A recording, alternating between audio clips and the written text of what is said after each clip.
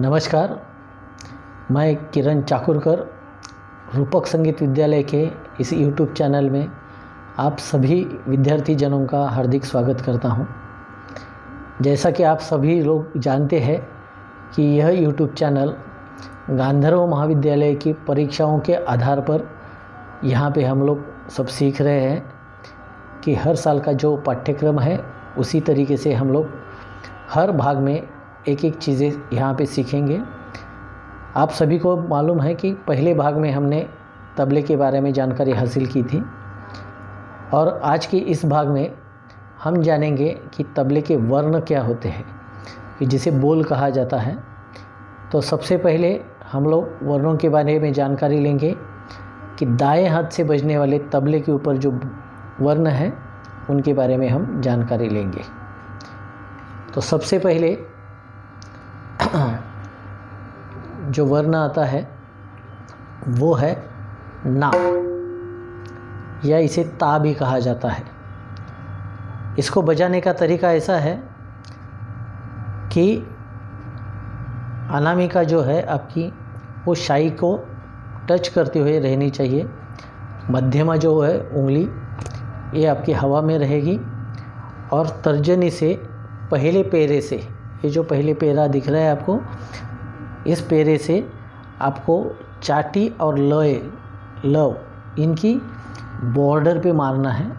तो आवाज़ जो निकलेगी उसे ना या ता कहा जाता है। इसके बाद में दूसरा वर्ण है तुन।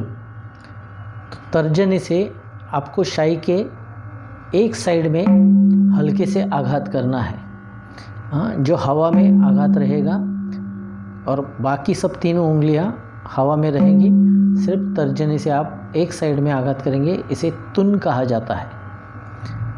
उसके बाद में तीसरा वर्ड जो है यहाँ पे कि अंगूठा जो है हमारा गजरे के ऊपर है और पूरा हाथ ओपन करके हम लोग मध्यमा और अनामिका ये दो उंगलियों से शाई के बीचों बीच हम आघात करेंगे। इसको ती कहा जाता है। और इसके साथ में दूसरा एक वर्ण आएगा कि सिंगल तर्जनी से उसी जगह पे हम लोग दोबारा आघात करेंगे, तो ये ट कहा जाता है। तो यही से ती और ट ये दोनों वर्ण एक साथ में बजते हैं। अभी हम बाएं की ओर जाएंगे। तो बाएं में जो वर्ण बजते हैं उसमें आपको पहले आपका हाथ जो है, रिस्ट जो है आपका हाथ का, वो शाई के ऊपर रखना है और फिर अनामिका और मध्यमा इन दोनों को जो टिप पार्ट है उसके मांसल भाग से आपको इस मैदान में इस तरीके से एक्शन करके आपको ये वर्ण बजाना है, जिसे हम कहते हैं घ, घे और घी। ये तीनों वर्ण इसी दो उंगलियों से बजेंगे। इसके साथ में फिर तर्जनी से हम सिंगल उंगली से जब ऐसे ही पहले पैरे से टिप पार्ट जो है उसका मांसल भाग जो है उंगली का, उससे हम जब बजाएंगे तो इसे ग, गे और गी कहा जाता है। तो यहाँ पे हमें घ, घे और घी और ग, गे, गी के लिए हम सिंगल उंगली इस्तेमाल करेंगे।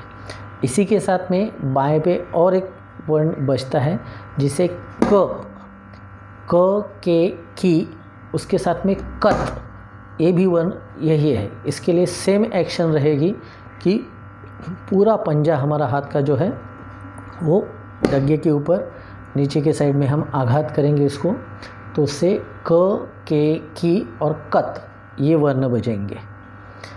इसके बाद में हमें दोनों हाथ से एक साथ में जो वर्ण बजेंगे उसके बारे में हमें जानना। तो जैसे हमने ना बजाना सीखा है, ना और ता, तो वैसे ही अभी हमें दाएं हाथ से ना और बाएं हाथ से घ, अगर ये दोनों वर्ड्स एक साथ में अगर हम बजाते हैं तो इसे कहते हैं धा। ना और घ ये दोनों एक साथ, दोनों हाथों से एक साथ हम बजाएंगे तो उसे कहेंगे धा।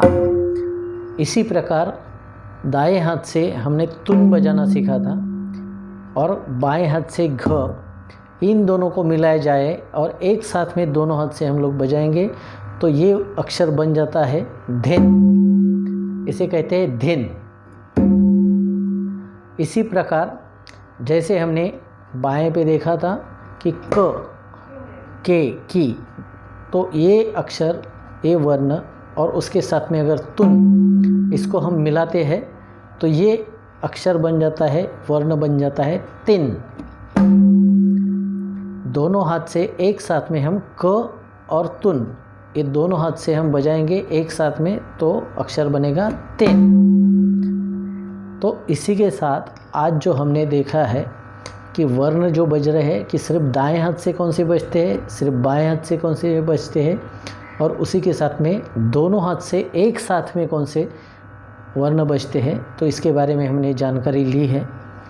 अभी तक अगर आपने हमारे चैनल को सब्सक्राइब नहीं किया होगा तो आप ज़रूर कीजिए। धीरे धीरे आपको आगे के एपिसोड में बहुत सारी जानकारी ऐसी मिलती जाएंगी जो आपके परीक्षाओं के लिए बहुत उपयोगी रहेगी। तो सब्सक्राइब कीजिए, बाजू के बेल आइकन पे क्लिक कीजिए। धन्यवाद।